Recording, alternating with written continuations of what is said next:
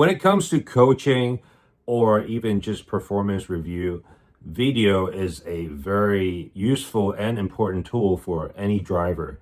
And with my app, video is a very important and integral part of the app. It's actually one of the features that I've spent quite a lot of time on. And in the previous video, I actually teased a bit of what the video system looks like. And that was just a very small part of it. So in this video, I'm going to show you all the functions related to video and what you can do with the video systems. So let's get started.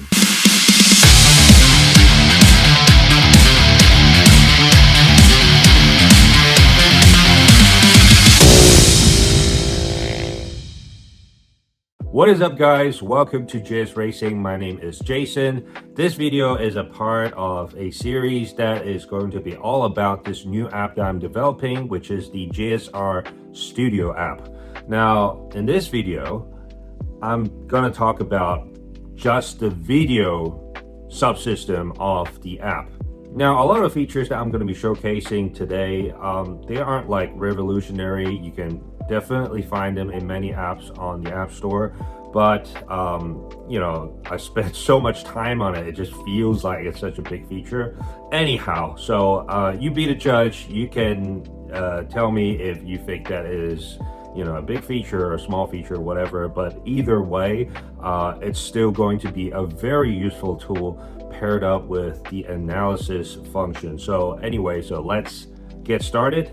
I'm going to try something new this time as well, just so that you guys can see the app a lot better. So let's go. All right, so for a lot of people, they would have a GoPro attached to their cart or their helmet, and then they'd have a Micron, and then they'd do like a session or two, and then come back, they'd download the files, and then they'd start analyzing the footage and the data. Most of the time that's done separately. So you'd watch the file, watch the video, in just like the video player, and then you'd see the data on Ray Studio or whatever. But with my app, you can actually overlay the data onto the video itself. And how you do that is you go to the video page, and then over here you'd see that there's a select session data and also select video. Now, before you actually select the session data, obviously you'd want to download the session data from the Micron first.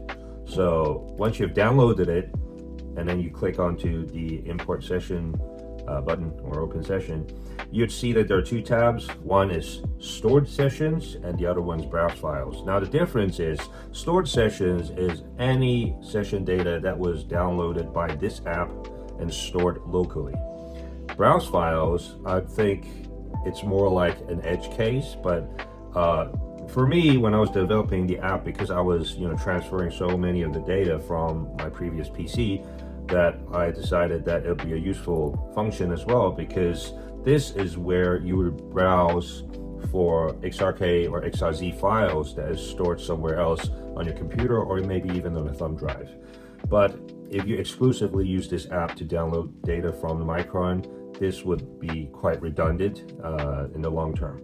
But anyway, so let me just show you how that would look.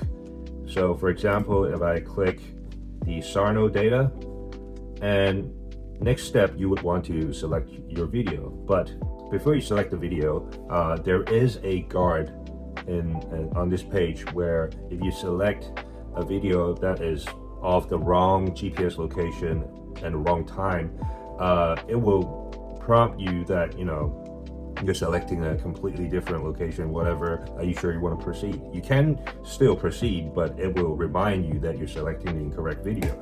So let's not do that, because we want to select the correct video. So let's select the correct video, which is this one. Now, after you have selected the correct pairing of the video and the data, the next page that comes up would be alignment. This is where you align the data with the video. So what you do is literally just you scroll through the video and find a moment where the cart crosses the line. So over here you'd see the cart is almost approaching the start finish line, and what you'd want is just the next frame where the cart is just on top of the start finish line. And what you do next is you just drag the data and line up the black line with the red scrubber line. Now, lining up data and video has always been a pain in the ass, so this step makes it much easier because it's so like you just drag and click and stuff, so it's just make it so much easier. So you can see that there's an offset already. So this is the offset that the app is going to be working on to match the data with the video. Once that is matched, that's it. You just click confirm. But what happens next is the app will help you divide the video into clips. So let me just show you how that looks like. So now that the splits have been applied to the video, you can see that all the clips are lined up. It will show you the lap time of each clip, and obviously the best lap would always be highlighted, which is lap 6. And what happens is when you export this video, the app will add a 5-second buffer to the beginning and also the end of the video, so that you're not literally just watching the cart starting right at the start finish line and cutting off right at the finish line. You want to be able to see it before and after as well. So I've added a 5-second buffer to the beginning and the after of the video. Now, before we actually export, we want to overlay some of the gauges and stuff, the telemetry, all that data onto the video. So what you do is you go to overlay settings. I have 4 presets already done. Basic, Pro HUD, minimal, custom, whatever. Now I have sort of done a preliminary setup for Pro HUD just to show you guys how the gauges look. There are a lot of options where you can pick from, because if you have like brake and throttle sensors, you can actually have that as well. If you have a steering angle sensor, you can have that as well. But with a steering angle, I actually have implemented a way to derive steering angle from the IMU data as well for the Micron 5S and also the Micron 6. Anyway, so these are basically all the settings that you can choose from. And the data channel graph, which I'll show you in a little bit, only supports 2 channels for now. Not because it's like a performance issue, it's more because of clutter. So right now I am allowing only 2 data graphs, so you can select from a bunch of stuff that you want to be overlaid, but right now it's 2 graphs, 2 channels. So right here I have speed and RPM selected, and you can also adjust the positioning and size of these elements. So this is the screen where you adjust all the elements, so you can roughly see where the lap, the sectors, all that stuff is being laid out. You can also have your team logo, and also there's a app watermark here. But anyways, once you have all that set up, you can actually see the preview of what that would look like by clicking this. And here you'd see all the telemetry of the gauges. Here you'd see all the gauges that shows the telemetry data. Now, a lot of apps out there, they would give you many options to how the gauges look like, but my app will not offer that, because the purpose of this telemetry overlay is really data. That's the most important thing. So I don't care about those fancy designs and all that stuff. It's really the data that is most important to show the drivers what they're doing, what's happening during a particular section of the track. So right now I'm not considering like different gauge designs and all that stuff. Anyway, so once you're happy with the layout of the gauges, you just click export. So you can see at the bottom of the screen there's a progress bar. The video is now being exported. That also means that you can actually go do something else. So Let's just open up the same session that we are exporting the video for. You can see that there's like a bunch of videos already linked to the session. So the blue icon represents all the linked video, but because we're exporting a new one, it will override the previous linked video. So that really doesn't matter. So let's just wait for the video to finish exporting, and then we'll continue with the next showcase. All right, so the video is almost done exporting. Once it's done, we'll open it and I'll show you how that looks like. I mean, I already showed it to you in the previous video anyway, so let's just open the video anyway. So when we want to open the exported video, all we need to do is just click on the blue icon. Now, if there weren't any videos exported for this data session, there won't be any blue icons, obviously. But as soon as the video completes exporting, the app will immediately link the video clip that you just exported to the correct lab. Now, before we actually view the video, we need to understand one thing, and that is there's always going to be a drift that happens with lining up data and also the video. So you can see in the video that like I just pressed the shortcut delete, and delete actually just brings the scrubber to the beginning of the graph. So that means it's right at the lap split moment. But you can see in the video visually that the cart is still quite some ways from the start finish line. To deal with this issue, I've actually included a sort of like a nudge function where it allows you to sort of shift the video by frames so that the start of the video lines up with the start of the data. So now I have the cart sort of video lined up on top of the start finish line, and then the data is also lined up at the beginning. So now I can play, which is a shortcut spacebar. You can see it lines up perfectly.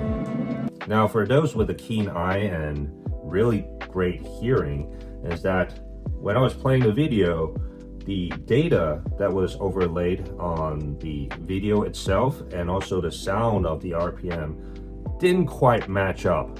So that is actually another drift where the telemetry and also the video was sort of offset a little bit. And to deal with that, I also have another setting where you can adjust that. And that is under overlay settings in the video page. Right at the bottom, there is a telemetry sync offset. This is where you would adjust the lineup of the video and the data, like fine-tuning it. So what I typically do is I would export the video once, watch the video, and then listen for any moment where there's a very obvious change in RPM or speed, and then I'll see, the spikes, which I'll show you again. Like you can see there are spikes on the graph that that actually matches up with the sound. So I would pause at the moment where I'd see the spike, and then I would count to, roughly count based on the scrubber how much offset there is with the audio that comes up, and then I'll apply that offset in the overlay settings, and then I'll export the video again. Because I've actually exported this video before, I know exactly what the offset was, and that was minus 625 milliseconds. So let me just apply the offset and then export that video again. Now you'd see, because I've exported the video already, do I want to overwrite? Yes, I want to overwrite. So let's overwrite that, and let's just have the video. Let's just wait for the video to finish exporting. All right, so the video is still being exported, but I want to show you guys a really cool feature which I really liked. But I mean, it's a pretty standard feature, but it's just something that I thought was pretty useful, and that is the track map, which you see on the right hand corner. So let me just show you. Like, the line that is being shown is the driving line. It's not the track itself, but you want to see the driving line on top of the track. So okay, so the video just finished exporting, and that closed the video, which is great because it enlarged the track map. So shortcut key is M. It will show the satellite map, and then you can see the driving line overlaid on top of the satellite map, which is great. So you can zoom in, and then you can see in greater detail how the driver is going through the track. But let us just open that video again. Okay, it will still remain zoomed in, and what happens is, as the video plays, everything is in sync. It will follow each other. So let me just go back to the beginning, okay, of the Let me just go back to the beginning, and again, we need to shift the video a little bit because I've done that already. I know it's exactly 17 frames, well, 18 frames. But anyway, so that's been shifted. Now everything is right at the beginning. Let's play it again. So you can listen to the sound and also see the graph, the spikes. It's now all matched up. There you go. So that's the lining up of the data, all that stuff together.